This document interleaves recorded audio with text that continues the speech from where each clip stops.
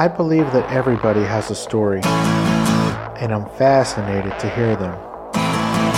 So come with me as we take a walk down Fascination Street. Hey guys, you know how much I love 5-4, which is now Menlo Club. Remember, I've been a member for over 2 years now, and I love them. Well, I got together with the folks at Menlo Club, and they're offering my listeners a 50% off plus a free pair of 5-4 sunglasses. Menlo Club is great clothes. They come to your door every month. It's $60. That includes tax. That includes shipping. You get to select your sizes, your styles. It's really super easy. And like I said, the clothes are great. So go to menloclub.com. Sign up, use the promo code FSP, as in Fascination Street Podcast, and you will get 50% off your first month plus a free pair of 5-4 sunglasses. Thanks, guys. What if Michael Jordan played one secret pickup game in summer 1996 to pay off a debt so big it would get him banned from the NBA for life? What if that game was played on a private court in Malta, and Jordan's parting gift was a jewel-encrusted pair of Jordan 11s, a pair of kicks so special and rare that they could be worth millions, if they actually exist? Follow Jack Palms on a hunt from San Francisco to Hawaii and back across the country to New York City as he tracks the only person who knows the truth about these sneakers, a felon who just skipped his bond to chase them. The mythical pair of sneakers that can only go by one name, the Maltese Jordans. Seth Harwood presents his next novel. Subscribe today at patreon.com/Seth Harwood. Hey guys, welcome back. This episode is with Elizabeth J. Carlisle. We talk about what the J stands for, how cool Nate Dogg is, working with Betty White. We talk about her popular YouTube rap video, plus the show she's on called The Rich and the Ruthless, Season 2 of which premiered a couple of days ago on the new streaming channel, the Urban Movie Channel. Enjoy, guys. Elizabeth J. Carlisle. Yeah, talk to me, yeah.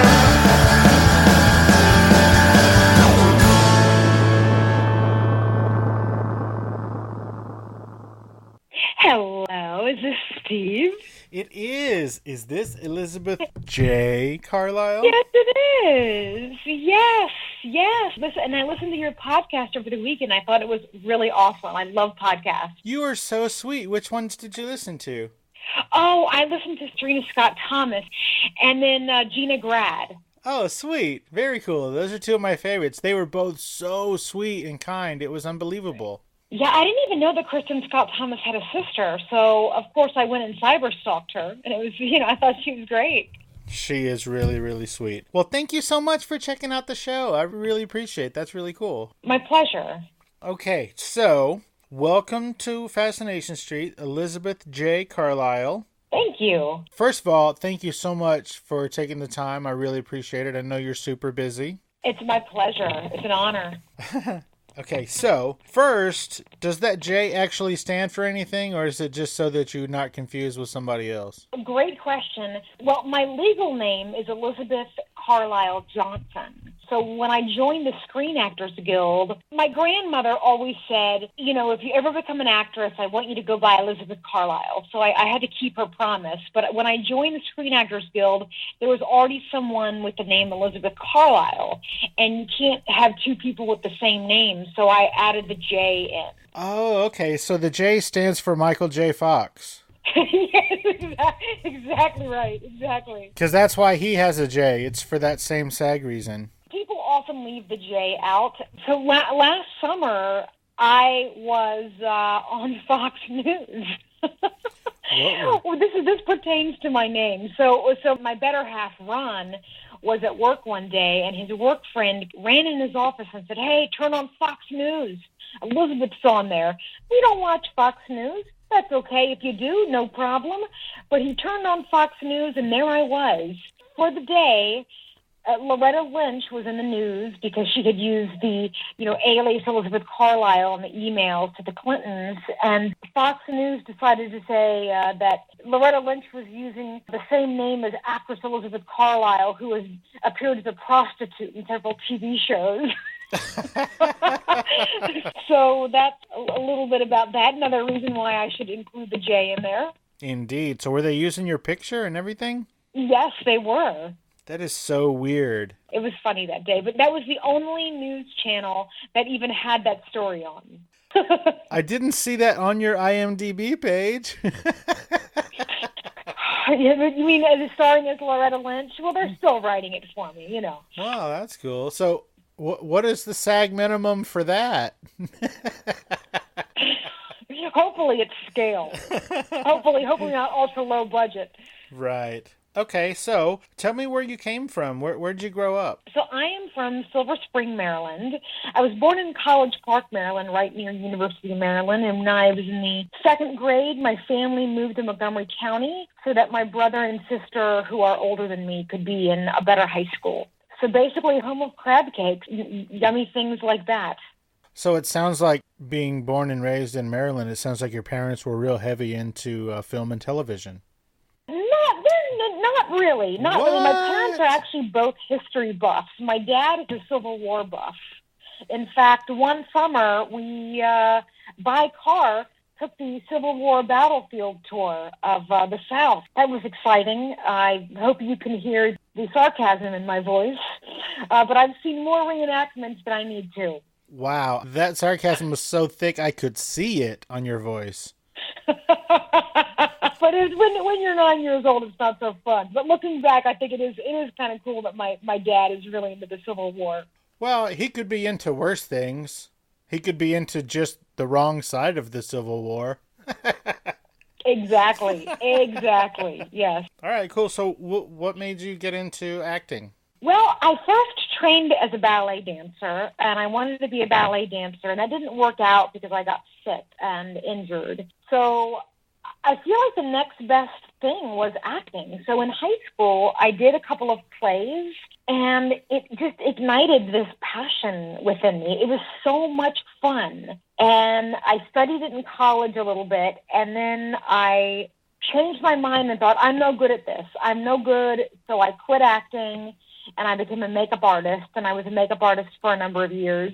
And then Chris Rock was shooting a film there in the D.C., Maryland area, shooting his directorial debut where he runs for president. And a friend of mine said, you should go audition. So I did, and it was an open call, and I went and I auditioned, and I got this part to play the rapper Nate Dogg's girlfriend.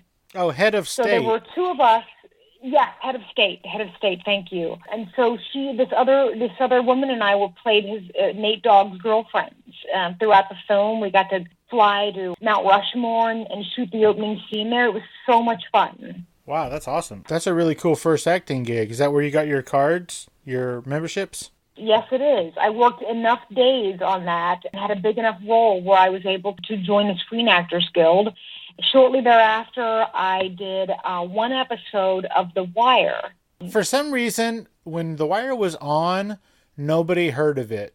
But after it was gone, that's all anybody ever talks about. So when I finally saw The Wire, it had been off for years. And I gotta say that in the pantheon of television, that is one of the greatest shows in history. So it's brilliant, and it's so realistic. And that's from about where you grew up, right? Ish?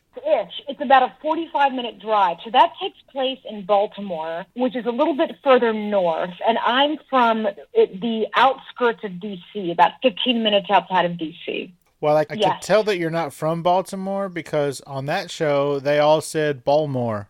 It's a very specific accent. My cousins are actually from Towson, which is part of Baltimore, and they have that thick Baltimore accent. Yeah, I think that sort of like the way people know you're not from Louisville, if you say Louisville instead of Louisville, then I think that's how Baltimore is. But I do get made fun of because I grew up saying Warsh. I'm from Washington, D.C., and I'm going to go wash my laundry. My mom says wash, and I just feel like there's an invisible R in there that needs to be pronounced. Okay, so if you have a dollar bill and you get it broken down into quarters, what do you call those things? C-O-I-N. How do you say that word? Coin. Okay, so I was born in San Antonio, Texas, and my dad was born in Lubbock, Texas, but raised, I guess, a little west of, maybe a little, east of there. Anyway, somewhere around there. But he also says Warsh, and he pronounces C-O-I-N. He says Cohen, like Andy Cohen. Yeah, so I was just wondering if you got the Cohen bug when you got the Warsh bug.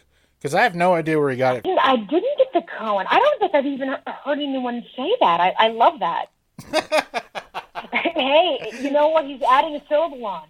Adding the syllables in. It's good stuff. Yes, he is definitely doing that. So, how was Nate Dogg? He was really sweet and nice. He was almost a little bit shy. He didn't really say much, but he was very sweet and very kind of gentle and respectful. He had a bodyguard with him. I was going to say naked mole rat, but you went with bodyguard, so let's go with that. You know what, though? The naked mole rat, almost. In fact, sometimes that would have been the next best thing, really. I mean, if I was in a dark alley, I didn't have a bodyguard, I would definitely want a naked mole rat watching my back. Awesome. That's right, the big time. So then what was next? I remember that was during the DC Sniper. You remember the DC Sniper? Oh, with the trunk and the Caprice? Yes, that was when that was going on. That was wild and crazy stuff. That was wild and crazy stuff. It was somehow, whenever I think of Head of State now, I think of the DC Sniper, just because it was always on the news. And I think that might have been the first serial killer who wasn't a white guy. I could be wrong. Indeed, I think you are correct. I could be wrong, but I think that finally there was one who wasn't a crazy white dude. Okay, moving on from that lovely stuff. So when did you know that you wanted to try acting? Like, when did you know that that's something you just had to do? Well, the first in high school, but I think my insecurity got the better of me. So then when it set in again was when I was shooting Head of State. It was like a different plane of energy is happening when the camera's rolling, when you're on set. It's just a different energy level, and I just couldn't get enough. I could not get enough. So after I did The Wire, I thought, okay, you know what? I am going to start wrapping up my life here and head to Los Angeles and really start training. Because I really, other than high school and a little bit of college, I hadn't really had a lot of formal acting training. So when I moved to LA, I hit the ground running and just put my head down and trained for a number of years heavily. So yeah, I guess around 2004 is when I really decided that I was going to do that. So a lot of people who are outside of New York and Los Angeles don't really think that there's a lot of training that goes into being an actor or an actress. Can you talk a little bit about that, about the training that you did? Yes. And I agree with you on that as well. And it's just like any other art form. You have to put a certain number of hours and years in to become good, and even more to become great. So I did some private coaching when I was still on the East Coast. But when I came here, I did a very serious Meisner training at the Joanne Baron D.W. Brown School in Santa Monica. And then when I graduated from there, and Mariska Hargitay spoke at my graduation, which was amazing. She's an amazing person. So upon my graduation, I kept studying from a teacher there named Lisa Melillo. We would do advanced scene study as well as on-camera audition technique. I'm still in class. I still stay in class. When I'm available and not working, I'm in class. Nice. Hey, Mariska, why don't you throw a role from your TV show at a sister? Thank you. And that is actually, Law & Order SVU is one of my favorite TV shows. I would love to be on that show. How could it not be? That show has stood the test. Everything else that spun out of that failed. Even the original one. Well, the original one lasted for a long time, but it's gone, and SVU is still around. Absolutely. And I think Ice-T has been on it the second longest as Mariska Hargitay. He came on in the beginning of the second season, I believe. I believe that is correct. I think he was on like the last 2 or 3 episodes of season 2. And Mariska, I think Mariska is still the highest paid woman on television. I think that's true. So good for her. I think so. I read somewhere that Sofia Vergara is up there as well. Maybe, if you count her commercials, which I don't. Okay, fair enough. I'm going to give it to Mariska. She had a harder childhood. Indeed. So, then you move to L.A. and you start seriously studying your craft. Oh, and by the way, I wanted to correct you. You said that acting and classes and studying is like any other art form, and I would say that it's like any other art form or trade, because you got to study to be a plumber, you got to study to be an architect. I mean, it's a real job. It's not like you just walk into it and do it. I mean, some people do, but absolutely. And thank you for saying that. I mean, even you have to go to a certain number of years to become a doctor and all sorts of things. And definitely, you have to put the time in. And I don't think that it happens overnight for anyone. It's a journey. Absolutely. So then you're in LA. When did you start doing things like How I Met Your Mother and House and Bosch? By the way, Bosch, again, like one of the best written shows I've ever seen. It's amazing. As well as Parenthood. Parenthood was my favorite show on network TV in like the last 10 years. Parenthood. Love Parenthood. What a great show. Oh my gosh, it was amazing. It was so good. There's so many amazing television shows. I love television. I do. How did all of those shows come about for you? Well, my manager helped me get my first couple of television credits. My first job was actually a print ad for Nestle Crunch Sticks. From there, so I signed with a print agent.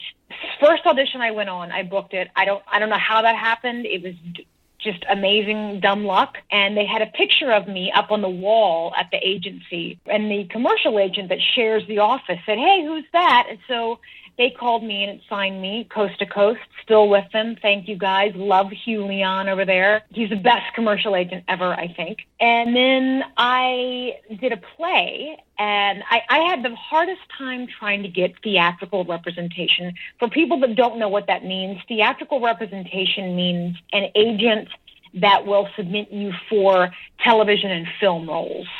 And commercial agents submit you for commercial. Print is just modeling. It's really, really challenging to get theatrical representation. So I finally got a manager from a play I did. I asked another girl in the play, "Hey, can I meet with your manager?" And she was so sweet, and we signed. And that's when I first did Parenthood. Was my first TV credit. I auditioned. Didn't think I got it because I didn't hear from them for a month.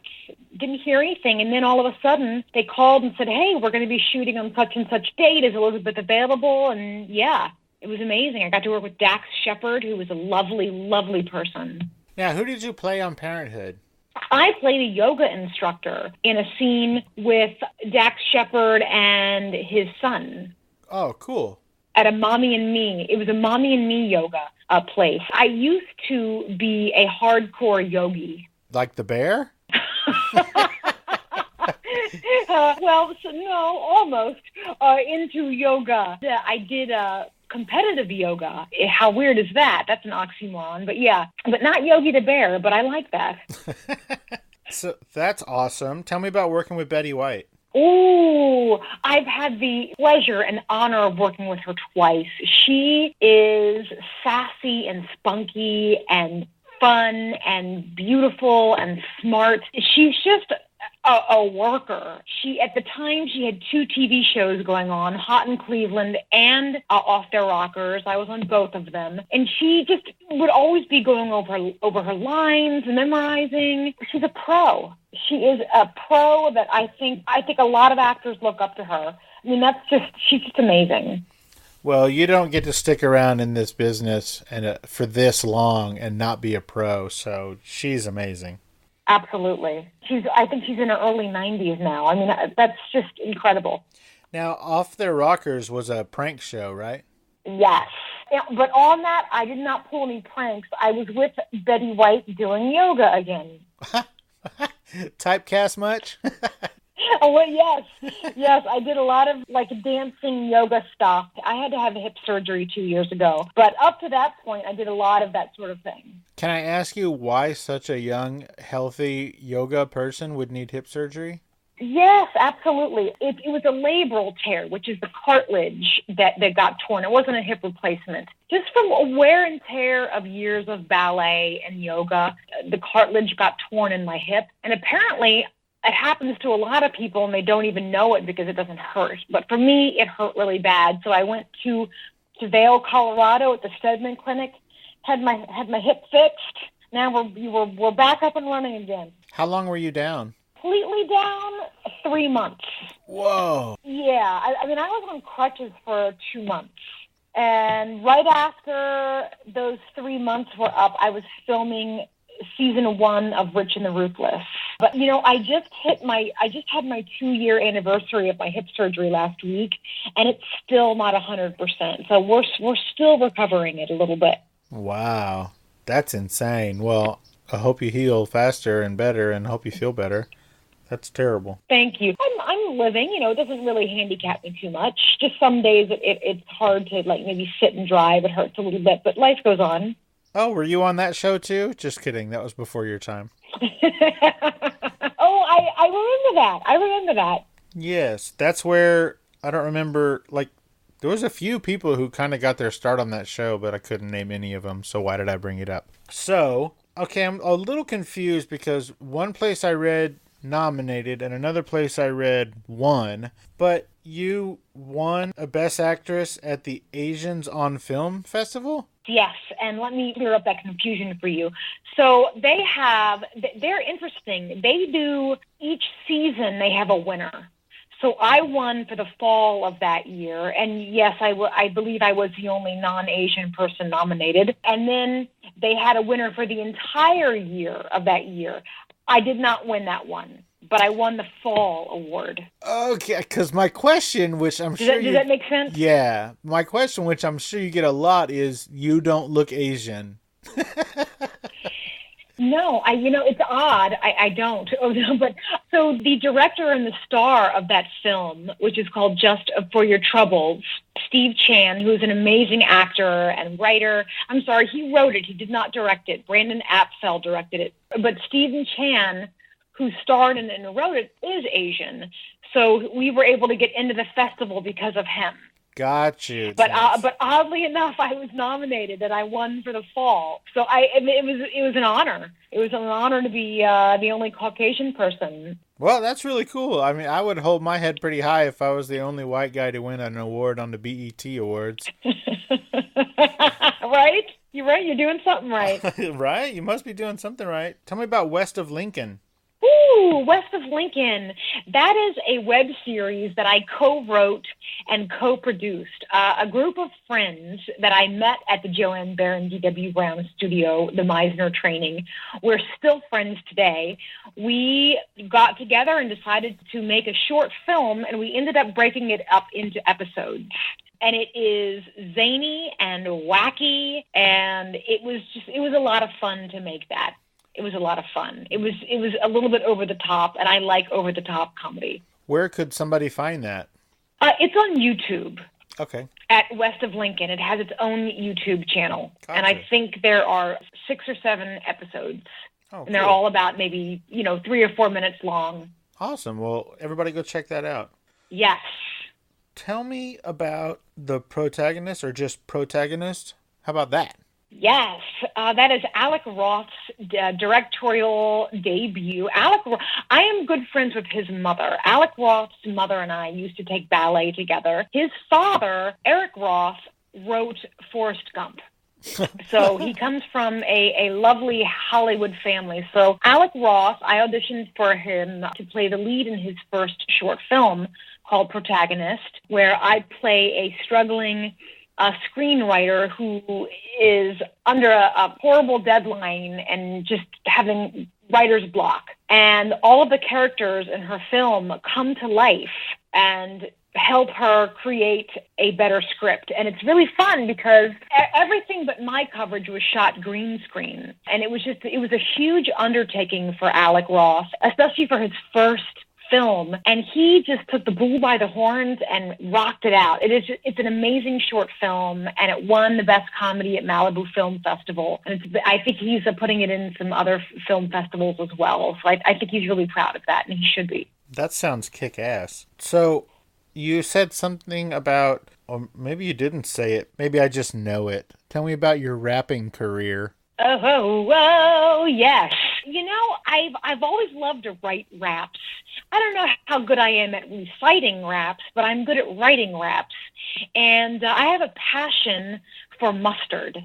I love mustard. I think it's the best condiment ever, pretty much because it's flavorful and has no calories. And I really love French's Classic Yellow. So a couple of my friends and I, who actually wrote West of Lincoln with me, David Lloyd Smith and Yuki Lynn McIlvaine, who are amazing actors, by the way, helped me film a rap video about French's Classic Yellow Mustard. So that's on YouTube as well. You could look up French's Classic Yellow Mustard rap. That's on there. It's out there.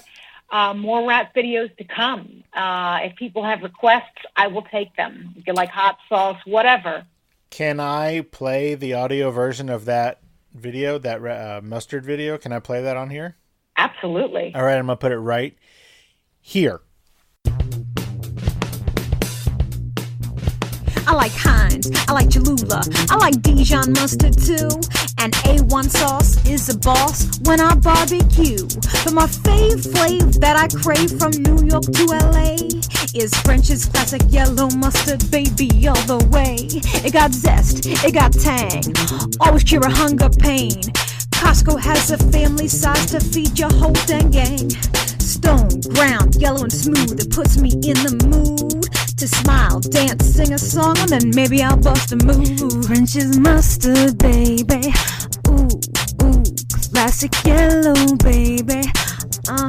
Oh, makes me crazy, baby. Ooh, ooh, classic yellow, baby.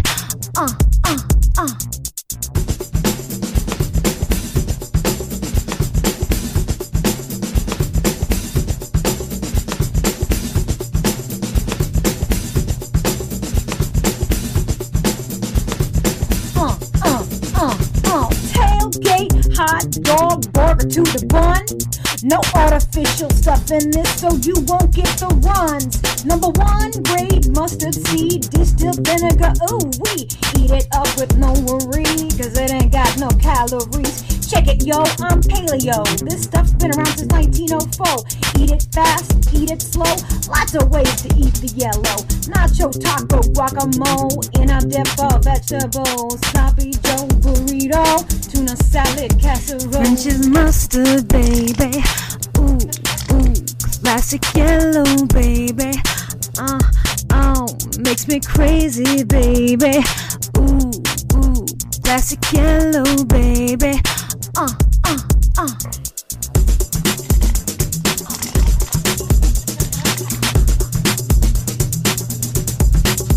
French's mustard, baby. Ooh, ooh, classic yellow, baby. Makes me crazy, baby. Ooh, ooh, classic yellow, baby. French's classic yellow, baby. Oh my gosh, that was amazing. Thank you. It was just me and GarageBand. Oh, that's fantastic. So you mentioned, I think you called him your better half. Did you say his name was Ron? Yes, Ron Burkhart. He is a commercial realtor broker extraordinaire. We moved here together from Maryland. So we've been together for a while. Okay, I'm going to be honest on your show here. Most of the time we tell people that we're married because we've been together for 14 and a half years, and people are asking, why aren't you married yet? Well, because we decided not to get married quite yet. We've been engaged for 5 years, and I also refer to him as my cat daddy because he's the daddy of my cats. We have cats together. So he is my better half. He balances me out, and he's pretty awesome. Gotcha. And you said y'all been together for 14 years? Yep. if you guys lived in Texas, you would have been legally married 13 and a half years ago. Really? Yes. Wow. So they do it pretty quick down there. Yeah, Texas has pretty much I believe it's like a 6-month common law marriage. If you cohabitate or list yourself as married in any capacity for a duration of 6 months, then you guys are married and then have to actually get a divorce. Oh, wow. Well, I mean, one person could just move out, but the other person could technically take you to court to get an actual divorce. Interesting. Yeah, it's Interesting. weird. I think that there's a common law marriage in California, too. I mean, it's probably like 7 years or something. Gotcha. And so, was it your husband that co-founded with Ed Asner a poker tournament? Am I making that up? No, you are not making that up at all. He co-founded it actually with Ed Asner's son, Matt Asner, who he was high up in Autism Speaks. He's now moved to Autism Society. But yes, so Ron and I love to play poker, as does Matt Asner. We're all poker players. And Ron is very much into nonprofits. That's his specialty area with commercial real estate. So he decided to start a poker tournament. And I think we just had maybe the 5th or 6th annual. And it's just a huge success. It's a wonderful, wonderful thing. And every year it gets bigger and bigger and makes more and more money. Well, that is wonderful and amazing. And I don't know if he has been involved yet, but the actor Kevin Pollak is a huge poker player, and he's really big into charitable works as well. Maybe Ron and Matt could reach out to Kevin Pollak. I think he'd be amenable to that. That's a great idea. I don't think that he's been involved yet, but I'm going to make a note of that and definitely put that in their ear. Thank you so much. You're welcome. He plays poker like you read about. Like, he plays poker for real. Okay, so he's professional. Well, I mean, I don't know what professional means, but yeah, he's a professional. He also has a weekly poker night at his house. Reach out to Kevin Pollak. I'm sure that he'll work something out with you guys because he loves poker and he loves charity. Cool, thank you. We'll talk about A-listers. Yeah, no kidding. Okay, so that's all cool. Is Ed Asner involved in that? Like, I'm sure he is, but how involved is he? He's an older man now, What? and oftentimes has trouble walking. He has a cane. I think his extent of involvement is showing up and emceeing the event and speaking and just having his name on there, which attracts the other celebrities to come. The more celebrity power we have, the more power they have to raise money for autism. Absolutely. Yeah. How lucky am I to get to be around Ed Asner and Betty White Now, didn't from they the work Mary together? Tyler Moore Show? Yeah. I think that's my favorite sitcom of all time. When you were talking about Asner, I knew he was old because he worked with Betty White when she was young, and I knew he had a cane because I've seen Up. Because even though it was a voiceover, he had a cane in that one. Anyway, you do voiceover, don't you? I do. Like what? I've done a series of commercials for a storage unit place. That's the most of it. I've done. I mean, I do some voices, but I haven't really done a lot of animation. Gotcha. But I was the voice for U.S. storage centers. Oh, cool. So not many animation yet. Yet. I would love to. Are you listening, Family Guy, Seth? What's his name? Seth MacFarlane. Yeah. He's brilliant. I love everything he does. Yeah, he's great. Okay, so now let's talk about your current project. You play Emily Abernathy on the TV series The Rich and the Ruthless, which is on the Urban Movie Channel. So first tell us about what the heck is the Urban Movie Channel? Excellent question. It's a streaming channel, much like Hulu or Amazon or Netflix. It's a streaming platform, and it was founded by Robert Johnson, who founded BET. So it has a lot of content that is diverse. Sure. A lot of African-American actors on there. And there's a lot of films, and there's also a lot of TV shows on there. Really great content. So Victoria Rowell, who is this stunning woman who was on Young and the Restless for many years, decided to start her own show. So she directed and wrote this show. And let me tell you what, she is an amazing director to work with. Amazing. Really? Yes. Oh, and my character's name is Emmy Abernathy, not Emily. Oh, I swear I said Emmy. Oh, what a terrible person I am. I'm sorry. No, I think you added a syllable, like with the whole coin thing. You just added a syllable. It's all good. I see what you're doing. Now you're making fun of me, saying that I'm turning into my father. How dare you? If you turn into your father, I'm turning into my mother. We're gonna go wash our plates in the sink. Oh I'm gonna man. go wash my hands. Yeah, because we ran out of Cohen's and we can't take it to the washateria. But yes. Tell me about The Rich and the Ruthless, the show. The Rich and the Ruthless is to me, I think it's a hilarious comedy. It is considered a soap opera, like a daytime show, and it focuses on this African-American run soap opera, and they have run out of their funding because the network doesn't want to air it anymore, so then they're forced to shoot it at the director's house. And it's just a cast of wild characters. I am kind of the white diva on the show. I'm a manipulative backstabber, sleep my way to the top. It is a really fun role that I feel like it was written for me. It's just so much fun to play that character. She gets to do and say the most inappropriate things. So, and season 2 is actually going to be launching on June 15th. So I'm very excited about that. June 15th? Yes, June 15th on the Urban Movie Channel. Now, I'm assuming we can get that channel, where we get other things like Amazon Fire Stick and Apple TV and the Roku and things like that. Yes. I guess you're the Ruthless, right?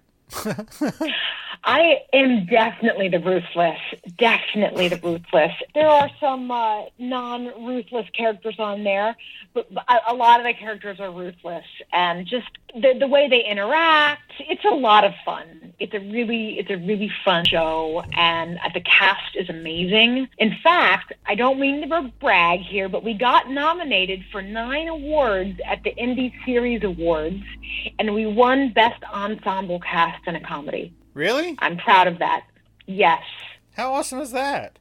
Yeah, and also Richard Brooks, who is one of the the lead male on the show, was nominated for a daytime Emmy for this. He didn't win. He should have, but he was nominated, and that was just really, really exciting for all of us. That's kind of sweet. Yeah. So, like, when the show comes out, does it come out like once a week, or does it come out all of it all at the same time, like other shows do, or how does it come out? I think it's going to be one episode a week, because that's what they did with season 1. Season 1 was one a week, and there were 6 episodes. So I'm assuming it's going to be that same way this time as well. And the first episode comes out June 15th on the Urban Movie Channel. Is there a time, or is it just whenever? I think because it's on, you can stream it to the internet. It's just anytime. So it's probably drops at midnight, like everything else. I would think so. Just like this episode. Yes. Yes. So very cool. So everybody, make sure you go check that out. Check out The Rich and the Ruthless. Season 2 is airing on June 15th at midnight or whenever on the Urban Movie Channel.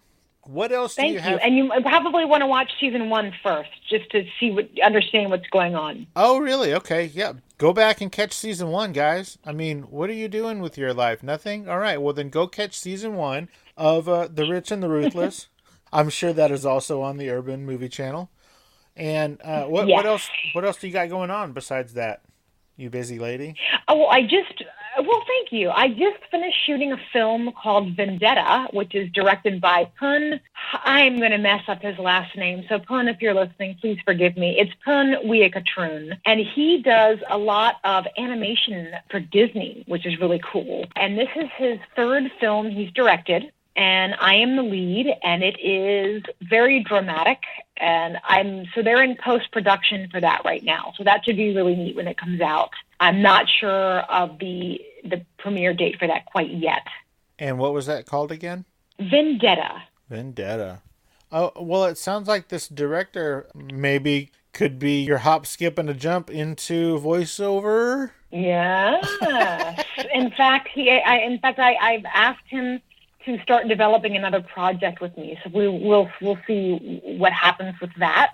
So yeah, I really, with each project I do, I make new friends and make new contacts. It feels like a family when you're working on set with people for all these hours and days at a time. It's pretty cool. Well, that sounds like a lot of fun. So, I think I've taken up enough of your time. Again, I want to thank you so much for sitting down with me. And will you tell everybody where they can find you on social medias? And if you have a website or any of that, tell everybody where they can find you.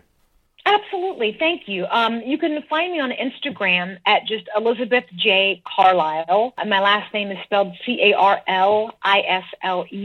On Twitter, eCarlisle01, I think. But you could just find me at Elizabeth J. Carlisle on Twitter. But I want to tell you, thank you so much for having me on your show. It's been it's been an honor. I think your podcast is amazing.